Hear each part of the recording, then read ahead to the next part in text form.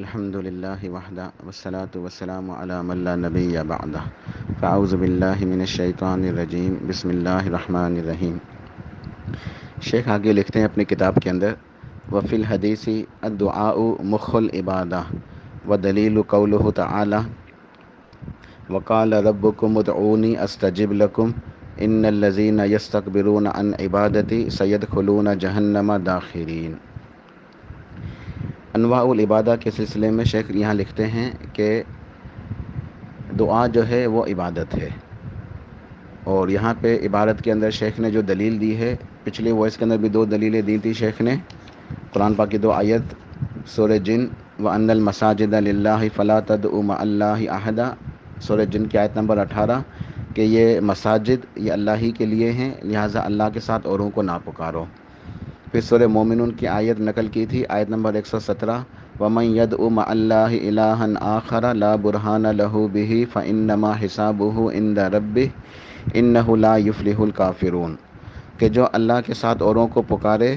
اور جس کی اس کے پاس کوئی دلیل نہیں ہے تو اس کا حساب تو اس کے رب کے پاس ہے، اور ایسے کافر کبھی کامیاب نہیں ہو سکتے، فلاح نہیں پا سکتے۔ اب یہاں شیخ حدیث سے دلیل دے رہے ہیں، وفی الحدیث الدعاء مخ العبادہ، کہ یہ دعا جو ہے یہ عبادت کا مغز ہے۔ دعا عبادت کا مغز ہے، یعنی عبادت کی روح ہے۔ عبادت کی اصل جو ہے، عبادت کی روح وہ دعا ہے۔ یعنی ایک جسم کے اندر پورا دماغ جو ہوتا ہے، مغز، وہ انسان کے جسم کو کنٹرول کرتا ہے، تو اسی طریقے سے دعا جو ہے یہ عبادت کا مغز ہے، یعنی دماغ ہے۔ اور روح اور جسم کا رشتہ بھی جو ہے نا وہ معروف ہے، کہ اگر یہ روح جو ہے اگر جسم سے نکل جائے تو جسم بیکار ہو جاتا ہے۔ تو یہ جو عبادت ہے، یہ جو دعا ہے، یہ عبادت کی روح ہے۔ تمام عبادتوں کی روح، اس کی اصل، اس کا مغز جو ہے وہ دعا ہے۔ یہ جامع ترمذی کی روایت ہے، لیکن یہ روایت ضعیف ہے۔ عند المحدثین اس کے اوپر جرح ہے ایک راوی کے اوپر، تو یہ روایت ضعیف ہے، لیکن مفہوم بالکل صحیح ہے، کیونکہ ترمذی کی ایک اور روایت جو صحیح سند سے ثابت ہے، اس کے اندر یہی الفاظ بیان کیے گئے، مفہوم یہی ہے، بلکہ اس سے بھی مزید وہ مفہوم جو ہے نا مزید یعنی اچھے طریقے سے سمجھایا گیا، اور اچھے طریقے سے اس کے اندر کلیریفیکیشن ہے، وضاحت موجود ہے۔ اور وہ روایت ہے سیدنا نعمان بن بشیر رضی اللہ عنہ ارشاد فرماتے ہیں کہ قال رسول اللہ صلی اللہ علیہ وسلم الدعاء هو العبادہ، الدعاء هو العبادہ ثم قرأ وقال ربکم ادعونی استجب لکم ان الذین یستکبرون عن عبادتی سیدخلون جہنم داخرین، کہ پیارے رسول اللہ صلی اللہ علیہ وسلم نے ارشاد فرمایا کہ دعا ہی عبادت ہے، الدعاء هو العبادہ، یہ دعا ہی اصل میں عبادت ہے، یعنی عبادت ہے ہی دعا۔ اس کا مفہوم یہ ہے کہ عبادت دراصل ہے ہی دعا، یعنی دعا ہی عبادت ہے۔ پھر سرتاج رسول نبی علیہ الصلوۃ والسلام نے قرآن پاک کی آیت تلاوت فرمائی، سورہ غافر کی آیت نمبر 60۔ اچھا، یہ سورہ غافر کو جو ہے نا سورہ مومن بھی کہتے ہیں، ٹھیک ہے، تو زیادہ تر لوگ سورہ مومن کے نام سے ہی پہچانتے ہیں، لیکن اس سورت کے دو نام ہیں، سورہ مومن اور سورہ غافر۔ تو سورہ مومن یا غافر کی آیت نمبر 60۔ پھر آپ نے وہ تلاوت فرمائی کہ تمہارے رب نے فرمایا کہ مجھے پکارو، تمہارے رب نے فرمایا ہے کہ مجھے پکارو، مجھ سے دعائیں کرو، میں تمہاری پکار کو سنتا ہوں، میں تمہاری دعائیں قبول کرتا ہوں۔ اے میرے بندو، تم مجھے پکارو، مجھ سے مانگو، مجھ سے سوال کرو، مجھ سے دعائیں کرو، میں سنتا ہوں، میں تمہیں عطا کرتا ہوں۔ تم مجھے پکارو گے، میں تمہاری دعاؤں کو سنوں گا اور تمہیں عطا کروں گا، تمہاری دعاؤں کو پورا کروں گا۔ اور جو لوگ میری اس پکار سے تکبر کرتے ہیں، اور یہاں دیکھیں پکار کے لیے لفظ کیا استعمال ہوا، ان الذین یستکبرون عن عبادتی، کہ اس عبادت سے، جو آپ نے حدیث میں ارشاد فرمایا کہ دعاء هو العبادہ، کہ یہ دعا ہی عبادت ہے، تو قرآن پاک کی آیت بھی اسی بات کی دلیل ہے کہ یہاں جو ہے دعا کو عبادت کہا گیا، کہ جو لوگ میری اس عبادت سے یعنی اس پکار سے تکبر کرتے ہیں، گمن کرتے ہیں، تو میں انہیں ذلیل کر کے، رسوا کر کے جہنم میں داخل کروں گا۔ اب وہ لوگ کون ہیں جو اس پکار کے اندر یعنی اللہ کو پکارنے میں تکبر کرتے ہیں؟ یہ وہ لوگ ہیں جو اللہ تعالیٰ سے دعائیں نہیں مانگتے، یہ وہ لوگ ہیں جو اللہ کے ساتھ اوروں کو پکارتے ہیں، یہ وہ لوگ ہیں جو خالص ہو کے نہیں پکارتے بلکہ وسیلوں واسطوں سے مانگتے ہیں۔ تو تینوں یہاں مراد ہیں، ایک وہ لوگ بھی جو دعا مانگتے ہی نہیں اللہ تعالیٰ سے، تو یہ بھی اللہ تعالیٰ کے یہاں مجرم ہیں، اور وہ لوگ جو اللہ کے علاوہ اوروں کو پکارتے ہیں، اللہ کے ساتھ اوروں کو پکارتے ہیں، یا وہ لوگ جو اس پکار کو خالص نہیں کرتے بلکہ اس کے اندر وسیلے واسطے دیتے ہیں۔ تو یہ تینوں جو نا قسم کے لوگ یہاں جو نا مراد ہیں کہ یہ وہ لوگ ہیں جو اپنی عبادت کے اندر، اس پکار کے اندر تکبر کرتے ہیں۔ اب دیکھیں اکثر لوگوں کو آپ نے معاشرے میں کبھی غور کریں، چلتے پھرتے اٹھتے بیٹھتے اکثر کی زبان میں کیا ہوتا ہے؟ یا علی مدد، یا غوث پاک، یا فلان یا فلان۔ تو یہ پکار ہے اصل میں، یا جو ہے نا یہ حرف ندا ہے، یہ پکار ہے، یا علی، یا حضرت علی کو پکارا جا رہا ہے رضی اللہ تعالیٰ عنہ، یا غوث پاک، وہ شیخ عبد القادر جیلانی رحمۃ اللہ علیہ، اللہ کے ایک نیک بندے تھے، ان کو پکارا جا رہا ہے، یا فلاں ولی، یا فلاں ولی، تو یہ ولیوں کو پکارا جا رہا ہے۔ تو یہ جو پکار ہے، یہ پکارنا یہ عبادت ہے، اور عبادت خالص اللہ کے لیے ہونی چاہیے۔ تو اللہ نے ارشاد فرمایا کہ تم مجھے پکارو، میں تمہاری پکار کو سنتا ہوں، میں تمہاری دعاؤں کو قبول کرتا ہوں، اور تم اس پکار میں اگر تکبر کرو گے، نہیں پکارو گے، یا وسیلوں واسطوں سے پکارو گے، یا اللہ کے ساتھ اوروں کو پکارو گے، تو میں تم ذلیل کر کے، رسوا کر کے تمہیں جہنم میں داخل کروں گا۔ تو یہاں شیخ کی عبارت مکمل ہوتی ہے الحمدللہ۔ اب اس کے بعد آگے میں مزید 2 آیتیں اور جو ہے نا ایک حدیث جو ہے نا، بلکہ 2 حدیثیں انشاءاللہ جو ہے نا میں سپورٹنگ میں بتا کہ یہ دعا کیا اچھے طریقے سے ہماری سمجھ میں آ جائے مسئلہ۔ اگلی آیت جو میں آپ لوگوں کو بتانا چاہ رہا ہوں، سپورٹنگ آیات یعنی، وہ آپ نوٹ کر لیں، سورہ غافر ہی ہے، یعنی سورہ مومن، اس کی آیت نمبر 14۔ شیخ نے جو آیت لکھی تھی سورہ غافر یا سورہ مومن کی آیت نمبر 60، ٹھیک ہے، وقال ربکم ادعونی استجب لکم والی۔ اب یہ دوسری آیت ہے، آیت نمبر 14، یہ بھی اسی صورت کی ہے، سورہ مومن کی، سورہ مومن آیت نمبر 14، فدعوا اللہ مخلصین لہ الدین ولو کرہ الکافرون۔ فدعوا اللہ مخلصین لہ الدین، پس آپ اللہ ہی کو پکاریں، اللہ ہی سے مانگے، اللہ ہی کی عبادت کریں، دین کو اس کے لیے خالص کرتے ہوئے، اللہ کے دین کو، دین اسلام کو، اس پکار کو اللہ کے لیے، اس عبادت کو یعنی عقیدے کو خالص کرتے ہوئے اللہ ہی کو پکاریں آپ، چاہے کافروں کو جتنا ہی چاہے برا لگے۔ ٹھیک ہے، یہاں بھی دیکھیں کہ جن کو برا لگ رہا ہے انہیں کافر کہا گیا۔ تو جو اللہ کو نہیں پکارتے یا تکبر کرتے ہیں، وسیلے واسطے دیتے ہیں، اوروں کو پکارتے ہیں، تو اللہ نے قرآن میں انہیں مشرک بھی کہا ہے، انہیں کافر بھی کہا ہے۔ یہ سورہ مومنین کی آیت سے بھی ثابت تھا، اور بھی کئی آیات سے ثابت ہے کہ جو اللہ تعالیٰ کو نہیں پکارتے اخلاص کے ساتھ، انہیں اللہ تعالیٰ نے مشرک بھی قرار دیا ہے قرآن پاک میں، انہیں کافر بھی قرار دیا ہے۔ تو یہاں اللہ پاک نے ارشاد فرمایا کہ فدعوا اللہ مخلصین لہ الدین، کہ پس آپ اللہ ہی کو پکارو، دین کو اس کے لیے خالص کرتے ہوئے، چاہے کافروں کو ناگوار گزرے۔ اس کے بعد سورۃ الرعد نکالیں، سورہ رعد آیت نمبر 14۔ اس آیت میں اللہ پاک نے ایک مثال بیان کی ہے، ہمیں سمجھانے کے لیے ایک مثال سے سمجھایا ہے۔ فرمان باری تعالیٰ ہے، سورۃ الرعد آیت نمبر 14، لہو دعوت الحق، کہ پکارنا اللہ ہی کے لیے برحق ہے،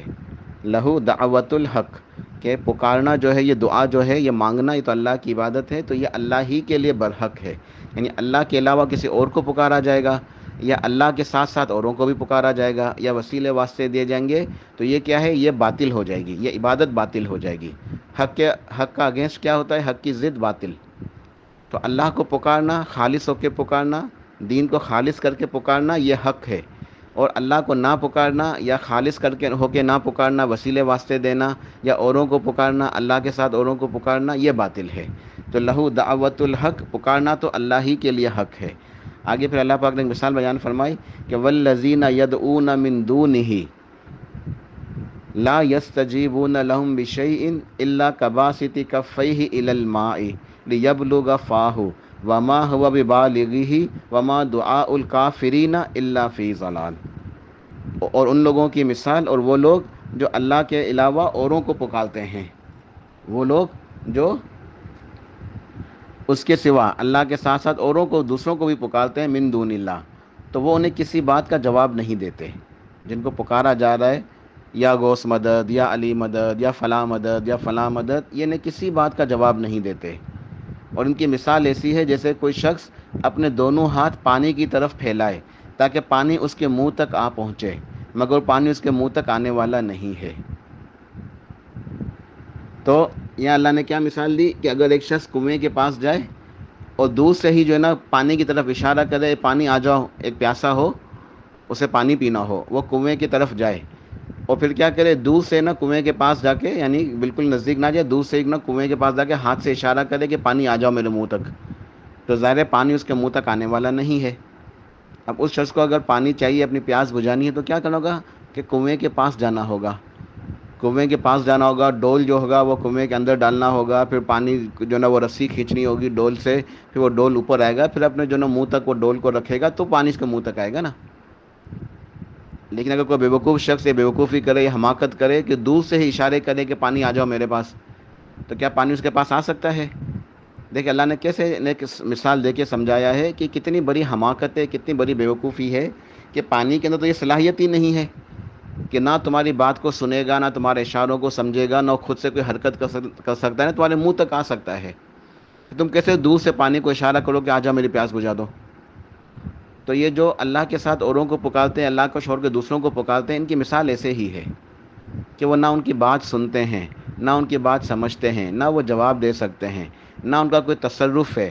کہ یہ سننا، جواب دینا، تصرف رکھنا، تدبر، یہ تو سب اللہ کے کام ہیں۔ وہ اللہ کے نیک بندے ہیں، وہ ان کا انتقال ہو گیا، اب اللہ کے پاس وہ برزخ کی زندگی میں ہیں۔ ہم لاکھ چاہیں گے پکارتے رہے فلاں فلاں یا فلاں یا فلاں یا فلاں، وہ کہاں سنتے ہیں؟ سننے والی ذات تو اللہ کی ہے، جواب دینے والی ذات تو اللہ کی ہے، نہ وہ ہماری بات سن سکتے ہیں، نہ جواب دے سکتے ہیں، اور اسی طرح نہ ہمیں کچھ دے سکتے ہیں۔ کسی شخص کو اولاد چاہیے، کسی ولی اللہ کو پکارا ہے مجھے بیٹا دے دے، یا جو ہے نا وہ فلان ولی مجھے بیٹا دے دے، تو وہ پکارتا رہے، اس ولی اللہ کے پاس کہاں یہ طاقت ہے کہ اس کی بات کو سن سکے، کہاں اس کو جواب دے سکے، کہاں اس کو جو ہے نا بیٹا دے سکتا ہے؟ تو یہ حماقت ہوگی نا۔ اصل پکار تو اللہ، تمہیں بیٹا چاہیے تو اللہ سے مانگو، اللہ تمہاری پکار کو سنے گا، تمہاری دعاؤں کو قبول کرے گا، تمہیں بیٹا عطا کرے گا۔ تو یہ اللہ پاک نے یہ مثال بیان فرمائی کہ جو لوگ اللہ کے علاوہ اوروں کو پکارتے ہیں، ان کی بیوقوفی ایسی ہے کہ دور سے پانی کو اشارہ کریں کہ پانی ان کے منہ تک آ جائے، حالانکہ پانی ان کے پاس آنے والا نہیں ہے۔ وما دعاء الکافرین الا فی ضلال، اور کافروں کی پکار تو سراسر گمراہی ہے، صرف اور صرف گمراہی ہے، گمراہی کے سوا کچھ بھی نہیں ہے۔ دیکھیں یہاں بھی اللہ نے کافر کا لفظ استعمال کیا، ٹھیک ہے؟ تو یہ بات سمجھ جائیں کہ جو شرک کرتا ہے اللہ کے ساتھ اس پکار کے اندر، عبادت کے اندر، دعا کے اندر، اسے اللہ نے کافر بھی قرار دیا ہے، شرک اور مشرک بھی قرار دیا ہے۔ تو بہرحال یہ قرآن پاک کی سپورٹنگ آیات تھیں، اور اس کے بعد جو ہے ایک چھوٹی سی حدیث ہے، وہ بھی جامع ترمذی کی روایت ہے۔ حضرت ابو ہریرہ ارشاد فرماتے ہیں کہ سرتاج رسول نبی علیہ الصلوۃ والسلام نے ارشاد فرمایا کہ من لم یسأل اللہ یغضب علیہ،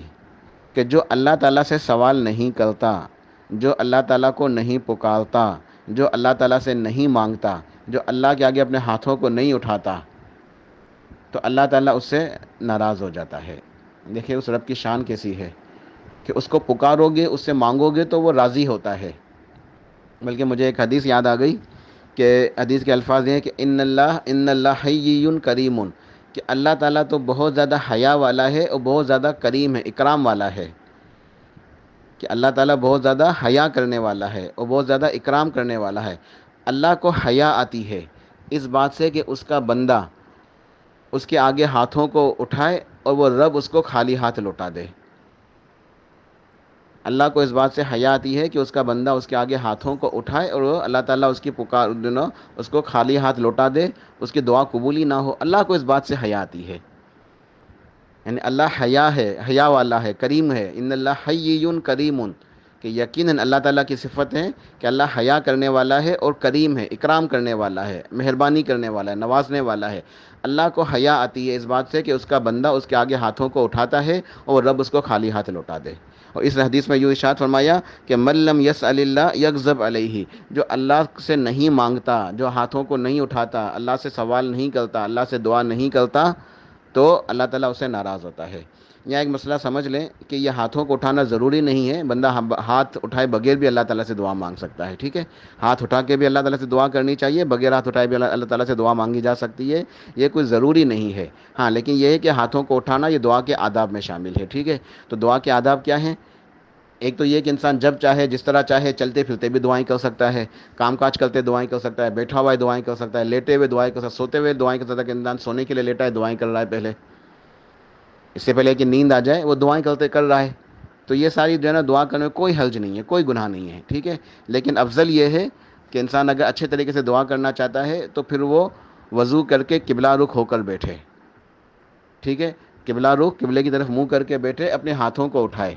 اللہ تعالیٰ کے آگے ہاتھوں کو اٹھائے، پہلے اللہ تعالیٰ کی حمد و ثنا بیان کرے، پہلے اللہ تعالیٰ کی حمد و ثنا بیان کرے، پھر درود شریف پڑھے۔ حمد و ثنا بیان کرنے کے بعد درود شریف پڑھے، درود شریف پڑھنے کے بعد اللہ تعالیٰ سے دعا مانگے۔ تو یہ دعا کے آداب میں سے ہے، ٹھیک ہے؟ کہ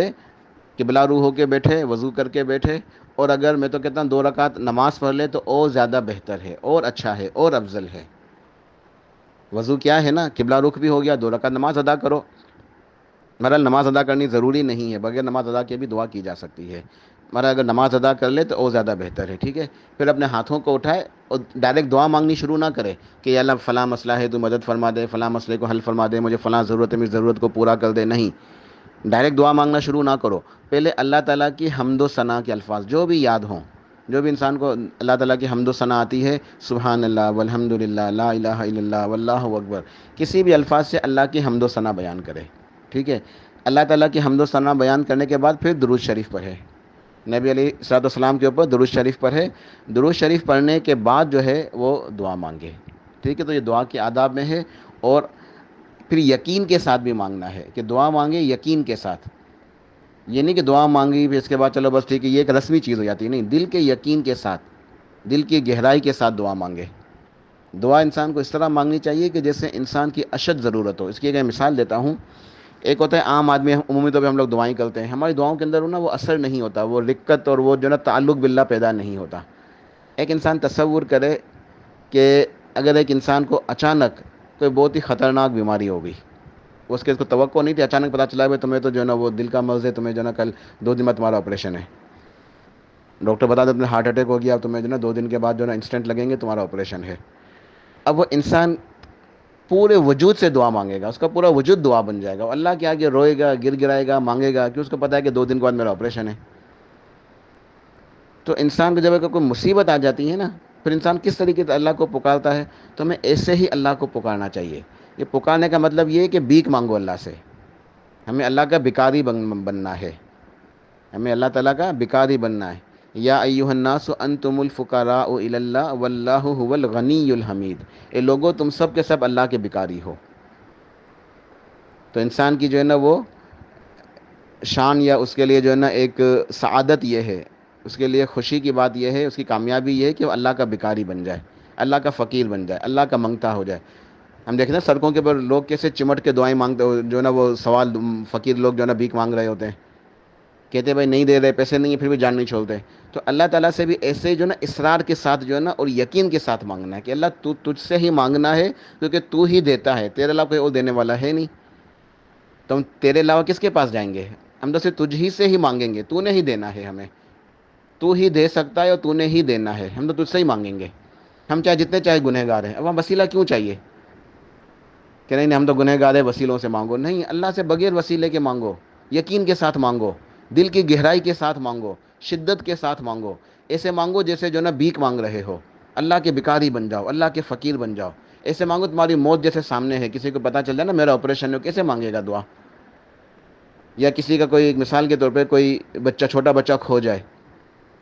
وہ کیسے اللہ سے دعائیں مانگے گا؟ تو انسان کو نا اس طریقے سے جو نا دعا مانگنی چاہیے۔ اور آخری حدیث کہ انسان کو دعا کی جو نا قبولیت کا ایک کامل یقین ہونا چاہیے، بالکل پکا یقین، اس میں شک نہیں ہونا چاہیے کہ میں نے دعا مانگی ہے تو میری دعا قبول نہیں ہوگی، ایسا ہو نہیں سکتا۔ اب اس کی میں دلیل دے رہا ہوں، دیکھیں یہ دعا کیا ہے، الدعاء هو العبادہ، ترمذی کی روایت کہ الدعاء هو العبادہ، نبی علیہ السلام نے کیا ارشاد فرمایا کہ دعا ہی عبادت ہے۔ تو انسان کی جو عبادت ہوتی ہے نا کبھی ضائع نہیں جاتی، اللہ پاک انسان کی عبادت کو ضائع نہیں کرتا، وہ رب ارحم الراحمین ہے، رب رحمان ہے، اس کی شان یہ ہے کہ اپنے بندے کی عبادت کو ضائع نہیں کرتا۔ وہ اگر اس کی دعا یعنی اس کی عبادت یعنی اس کی جو نا اس کی شرائط ہے، یعنی اخلاص کے ساتھ مانگا ہے، سنت کے مطابق عبادت کی ہے، تو وہ عبادت کبھی ضائع نہیں جاتی، ٹھیک ہے۔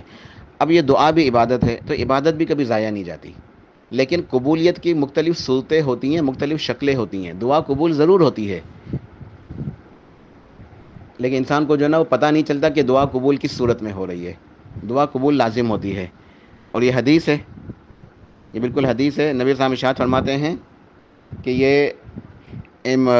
مسند احمد کے اندر بھی حدیث موجود ہے، امام بزار ابو یعلا نے بھی نقل کی ہے، اور امام بخاری نے بھی نقل کی ہے، لیکن صحیح بخاری میں نہیں بلکہ ادب المفرد کے اندر، امام بخاری کے ایک اور کتاب ہے ادب المفرد، اس میں انہوں نے حدیث نقل کی ہے۔ حضرت ابو سعید خدری رضی اللہ عنہ کی حدیث ہے، وہ ارشاد فرماتے ہیں نبی علیہ السلام نے ارشاد فرمایا کہ ما من مسلم یدعو بدعوۃ لیس فیہا اسم ولا قطیعۃ رحم الا اعطاہ بہا احدی الثلاث اما ان یعجل له دعوته واما ان يدخرها له في الاخرة واما ان يصرف عنه من السوء مثلها قالوا اذا نکسر قال اللہ اکثر۔ بہت ہی خوبصورت، بہت ہی پیاری جو نا یہ روایت ہے۔ سرتاج رسول پیارے نبی کریم رحمۃ للعالمین صلی اللہ علیہ وسلم ارشاد فرماتے ہیں کہ جب بھی کوئی مسلمان اللہ کو پکارتا ہے، اللہ سے دعائیں مانگتا ہے، تو اس کی دعا، اس کی پکار، اگر اس نے اس کے اندر کوئی گناہ کی دعا نہیں مانگی یا کوئی گناہ والا کام نہیں کیا یا قطع رحمی وہ انسان نہیں کرتا ہے یا قطع رحمی والی دعا نہیں مانگی ہے، تو وہ اس کی دعا ضرور قبول ہوتی ہے۔ لیکن اس کی دعا قبول ہونے کی کیا ہے؟ 3 صورتیں ہیں، 3 صورتیں بتائی گئی ہیں۔ پہلی صورت تو یہ بتائی گئی کہ انسان نے جو مانگا اللہ نے اسے عطا کر دیا، دعا مانگی فوراً قبول ہو گئی، دعا مانگی اور فوراً قبول ہو گئی، ٹھیک ہے۔ اچھا، دوسری صورت حدیث کے اندر یہ بیان ہوئی کہ انسان نے اللہ سے دعا مانگی، مانگتا رہا اللہ نے قبول نہیں کی، بلکہ اللہ نے کیا کیا؟ اس دعا کو، اس پکار کو کیا کیا؟ ثواب بنا کے، نیکی بنا کے نامہ اعمال کے اندر محفوظ رکھ دیا، نامہ اعمال کے اندر محفوظ رکھ دیا۔ کیوں؟ الدعاء هو العبادہ، یہ دعا تو عبادت ہے، تو عبادت ضائع نہیں کرتا اللہ پاک کبھی۔ تو یہ اس نے جو دعا مانگی، جو عبادت کی، اللہ نے اس کی اس دعا کو نیکی بنا کے، اجر بنا کے، اجر و ثواب کی صورت میں نامہ اعمال کے اندر رکھ دیا، اور کل قیامت والے دن اس کو اس کا بدلہ ملے گا۔ اور ایک انسان کو اگر پتہ چل جائے نا کہ وہ بدلہ کتنا ہوگا، وہ اجر و ثواب کتنا ہوگا، تو ایک انسان تمنا کرے گا کہ کاش میں نے اپنی پوری زندگی دعائیں مانگی ہوتی اور میری ایک دعا بھی دنیا میں قبول نہ ہوئی ہوتی، سب کچھ مجھے آج مل جاتا۔ جب وہ ایک دعا کا بھی اجر و ثواب دیکھے گا کہ کتنا زیادہ اجر و ثواب مجھے آج مل رہا ہے۔ تو انسان کی دعا لازم قبول ہوتی ہے، یا تو دعا مانگتا ہے فوراً قبول ہو جاتی ہے، یا اللہ پاک اس کو آخرت کے لیے محفوظ کر دیتا ہے۔ پھر آگے ارشاد فرمایا کہ تیسری صورت اس کی یہ ہے کہ اللہ تعالیٰ نے اس دعا مانگنے کی وجہ سے، اس دعا، اس عبادت کی برکت سے اس کے سے کوئی اور برائی کو ہٹا لیا۔ کوئی برائی اس کے نصیب میں آنے والی تھی، اللہ نے وہاں اس کی مدد فرما دی اس دعا کی وجہ سے، کہ دعا دنیا کے اندر قبول نہیں ہوئی، آخرت کے اندر ذخیرہ بنا کے نہیں رکھا، بلکہ اللہ کی حکمت یہ تھی کہ یہ دعا اس کو کام آئے گی، کسی اور موقع کے اوپر کوئی مصیبت آئے گی، پریشانی آئے گی، کوئی ٹینشن آئے گی اس کے اوپر، تو یہ اس کی کچھ مصیبت کو جو نا اللہ پاک اس دعا کی وجہ سے دور کر دے گا۔ تو دعا کا بہرحال فائدہ تو ہوا، ٹھیک ہے، یا دعا قبول ہو گئی۔ اچھا، قبول ہونے میں بھی بات یاد رکھیے گا کہ کبھی یہ دعا فوراً قبول ہو جاتی ہے، کبھی ہوتا ہے کہ انسان کی دعا بہت سالوں بعد قبول ہوتی ہے، لیکن دعا کبھی ضائع نہیں جاتی۔ ایک انسان نے دعا مانگی مانگی مانگی، فوراً قبول نہیں ہوئی، اور 10 سال کے بعد قبول ہوئی، 15 سال کے بعد، 20 سال کے بعد، تو دعا لازم قبول ہوتی ہے، ٹھیک ہے، چاہے فوراً قبول ہو چاہے بعد میں قبول ہو، تاخیر سے ہو، لیکن دعا قبول ہوتی ہے۔ اور یہ اگر قبول نہیں ہوگی تو اس کا بدلہ ملے گا اجر، قیامت والے دن اللہ پاک اسے نیکی بنا کے محفوظ کر دے گا آخرت کے لیے، ٹھیک ہے۔ اور تیسری صورت یہ ہے، تیسرا فائدہ یہ ہوگا کہ اگر دونوں میں سے کچھ بھی نہ ہوا تو اللہ اس دعا کی برکت سے اس کی پریشانی کو دور کرتا ہے۔ کوئی پریشانی، کوئی بڑی مصیبت اس کے پر آنے والی ہوگی، کسی آفت کے اندر وہ مبتلا ہونے والا ہوگا، اللہ پاک اس کے اوپر رحم فرمائے گا، اس دعا کی وجہ سے اس پریشانی کو دور کر دے گا، اس آفت کو اس کو ہٹا دے گا، تو فائدہ تو ہوا۔ تو بہرحال یہ دعا جو ہے یہ عبادت ہے۔ جب نبی علیہ الصلوۃ والسلام نے صحابہ کرام کو یہ بات سنائی اور یہ دعا کی قبولیت کی بات بتائی، حدیث سنائی، تو صحابہ کہنے لگے قالوا اذن نکسرا، کہ یا رسول اللہ صلی اللہ علیہ وسلم اگر ایسی بات ہے تو ہم تو پھر بہت زیادہ دعائیں مانگیں گے اللہ سے۔ صحابہ کرام خوش ہو گئے کہ دعا دیکھو کتنے فائدہ ہے، تو فوراً قبول ہوگی، یا آخرت کے لیے ذخیرہ ہو جائے گی، یا اس کے بدلے میں کوئی مصیبت دور ہو جائے گی، اب تو ہم بہت زیادہ دعائیں مانگیں گے۔ تو نبی علیہ السلام نے ارشاد فرمایا مسکراتے ہوئے، اللہ اکثر، اے میرے صحابہ مانگو مانگو، مانگتے رہو، تم جتنے مانگتے رہو گے وہ رب، اس کے خزانوں میں کمی نہیں ہے، اس کے خزانے کبھی ختم نہیں ہوتے، وہ دے دے کے تھکتا نہیں ہے، اس کی شان یہ ہے کہ وہ رب دے دے کے کبھی اکتا نہیں جاتا، کبھی غصہ نہیں کرتا، بلکہ اس کو تو غصہ اس وقت میں آتا ہے کہ جب انسان مانگتا نہیں ہے۔ تو تم مانگو، دعائیں مانگو، وہ رب نہ تھکتا ہے، نہ اکتاتا ہے، نہ غصہ ہوتا ہے، بلکہ خوش ہوتا ہے۔ یہ اللہ کی صفت ہے کہ دعا مانگنے سے، سوال کرنے سے اللہ خوش ہوتا ہے۔ تم مانگتے رہو، اور زیادہ مانگو، اللہ تمہیں اور دے گا، تم اور مانگو، اللہ اور دے گا، تم جتنے مانگو اللہ تمہیں اس سے زیادہ، تمہاری توقع سے زیادہ تمہیں دیتا رہے گا، کیونکہ وہ رب دینے والا، سے خزانوں میں کبھی کوئی کمی نہیں ہوتی۔